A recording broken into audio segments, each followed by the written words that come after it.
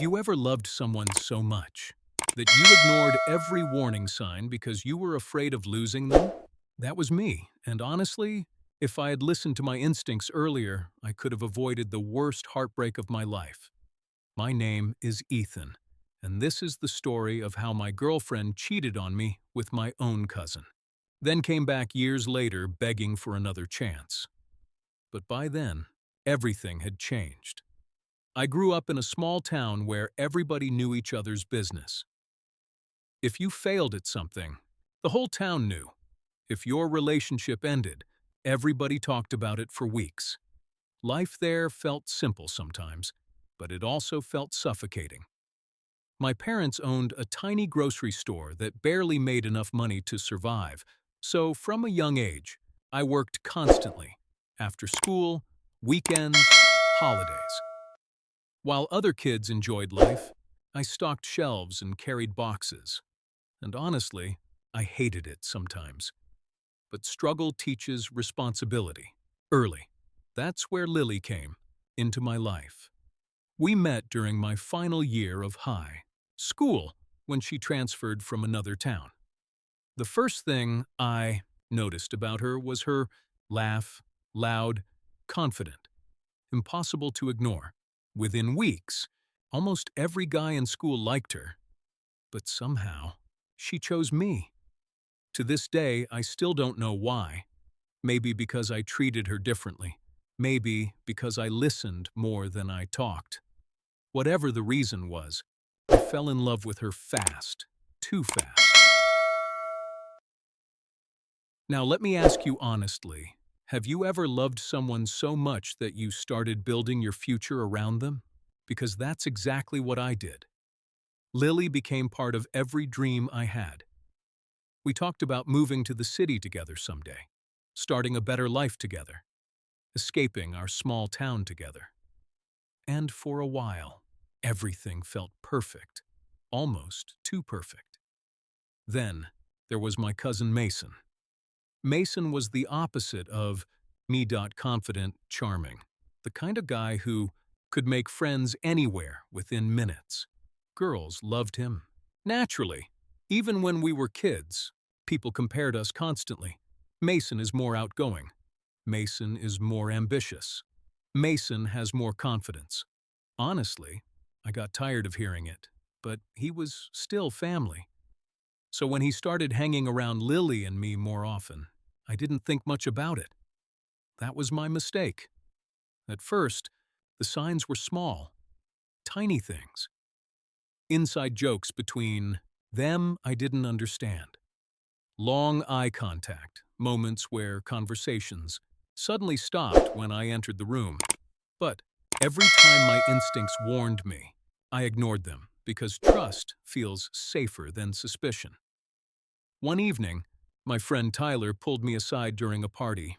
Bro, I think Mason likes Lily. I laughed immediately. That's impossible.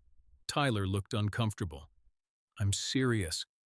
But I defended them both instantly because, honestly, betrayal from two people you trust feels impossible until it happens. Months later, I got an opportunity to work in another city for the summer. The money was good, and my family desperately needed help financially. Lily encouraged me to go. So, we can finally save for our future, she said, smiling. Even Mason supported the idea. I'll make sure she's okay while you're gone, he joked. God, I still hate remembering that sentence. The city changed my life, quickly. For the first time, I felt independent, focused, motivated. Lily and I talked every night at first.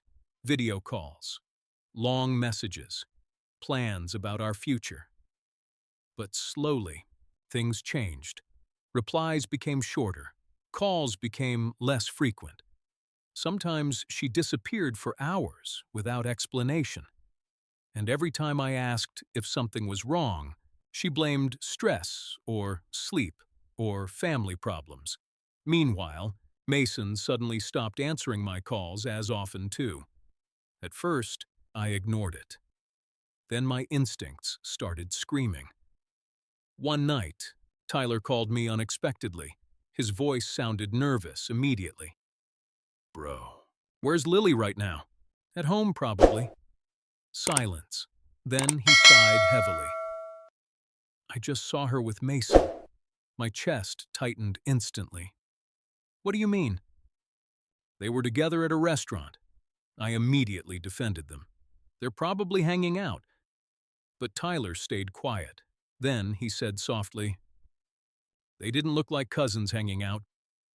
That sentence destroyed my peace instantly. I called Lily immediately. No answer. Again, no answer. Finally, she answered almost an hour later, sounding nervous. Hey, babe, were you with Mason? Silence. That silence told me everything before she even spoke. Ethan, listen. No, just answer. Then came the words I'll never forget. It's not what you think. Honestly, that sentence makes people sound guilty immediately. Because innocent people explain, guilty, people panic. I returned home 2 days later, without telling anyone. Part of me still hoped everything was a misunderstanding. I kept replaying excuses in my mind. During the entire bus ride home, maybe Tyler exaggerated. Maybe I was overthinking. Maybe. Then I saw them, together, holding, hands outside a cafe near the town center. I still remember exactly how my stomach dropped, like my entire body stopped working for a second. And honestly, the worst part wasn't Lily. It was Mason, because betrayal from family cuts differently. They both froze. After seeing me, Lily immediately pulled her hand away. Mason looked like he wanted to disappear. Nobody spoke for several seconds. Then Lily started crying instantly. Ethan, please, don't. My voice sounded colder than I expected. I looked directly at Mason. My own cousin? He couldn't even look at me properly. And honestly, that hurt more than if he had insulted me, because guilt was written all over his face. That night became the biggest argument of my life. Lily kept saying it just happened. Mason kept apologizing. Repeatedly, apparently, they grew closer while I was away. Comfort became attraction. Attraction became betrayal. And suddenly, my entire relationship was destroyed.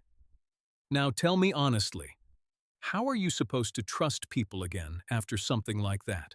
Because for months, I genuinely couldn't. After that, I changed completely. I stopped talking to Mason entirely.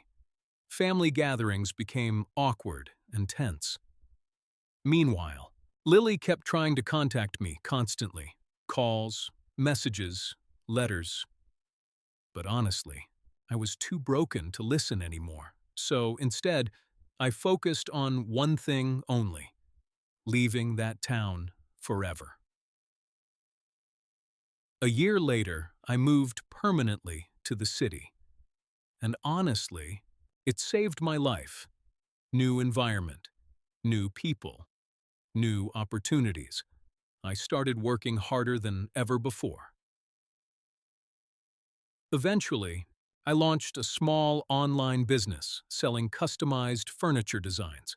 At first, almost nobody cared. But slowly, things improved.